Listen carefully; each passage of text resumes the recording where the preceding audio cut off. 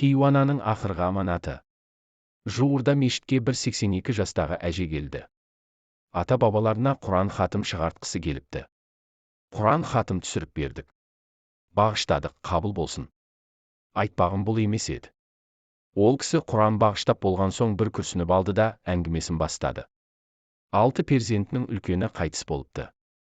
Қалғандары шүкір бар екен. Бір ұлы Атырауда, бірі Ақтауда, енді бір ұлы Алматыда тұрады екен. Қыздары да басқа қалада тұрады. Өкінішке орай, 4 құбыласы тең болуы тиіс болған апа Ақтөбеде бір өзі қалған. Балаларын тіпті халімді сұрап хабарласпайды да деп ренжиді. Тек бір қызы ғана хабарласып тұратын көрінеді. Жалғыз өзі 3 бөлмелі пәтерде тұратын апа тамақ істеуге әзірге шамам жетеді, өз пенсиям өзіме жетеді дейді. Әлі шүкір ширақ көрінеді. Алла өмір берсін. Алайда жалғыздықтан осы кезде түнімен өз-өзіммен сөйлесетін болып жүрмін дейді. Алжыған жоқпын, тек жалғыздықтан. Намаз оқимын, сол намазым жалғыздықты жеңуге мүмкіндік беріп жатыр. Шағымымды Аллаға айтам, енді басқа мені кім тыңдайды дейді. Қысқасы, жападан жалғыз қалған. Сөз соңында апа маған қандай аманат айтқанын білесіз бе? Балам, мен шайтан емеспін ғой. Олай бұлай боп кетіп жатсам мені арулап жуатын әйел адам тауып, соңғы сапарға шығарып салыңдаршы. Ана балаларыма сенбеймін. Мына кемпір еш нәрсе білмейді екен ғой демесін деп, ақыреттік матамды тағы басқа керек заттарды алып қойғамын. Тіпті өз жаназам мен көмуме де пенсиямнан жинап жүрмін. Тек шариғатқа сай шығарып салсаңдар болғаны деді. Еріксіз көзіме жас үйірілді. Аллай. Перзентпен Құдай ешкімді сынамасын. 3 ұлы бар ана сол 3 ұлының арасында жүруге лайық кісі. Амал нешік? Қатыннан асалмаған заман болды.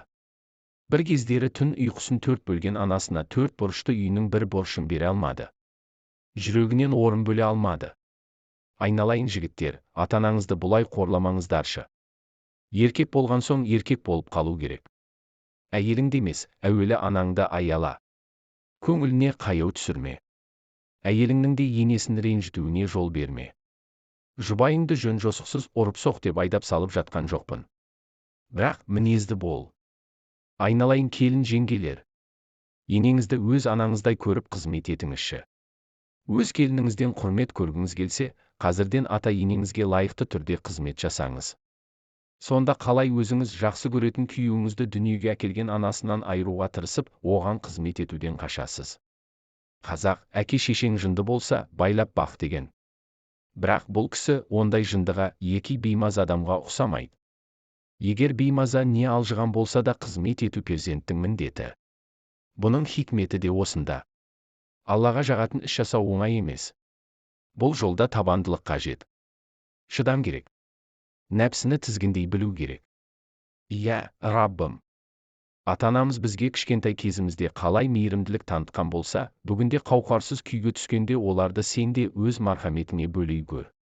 Бізге ата-анамызға лайықты түрде қызмет етуді нәсіп ет. Күнәларымызды кешіре көр. Бұл Кейуананың бізге табыстаған аманатын өз перзенттері орындайтындай оларға мейірім бере көр. Әрине, біз оны орындаудан қашпаймыз. Алайда перзенттері өз міндеттерін орындап, аналарының алғысын алса екен деп тілеймін.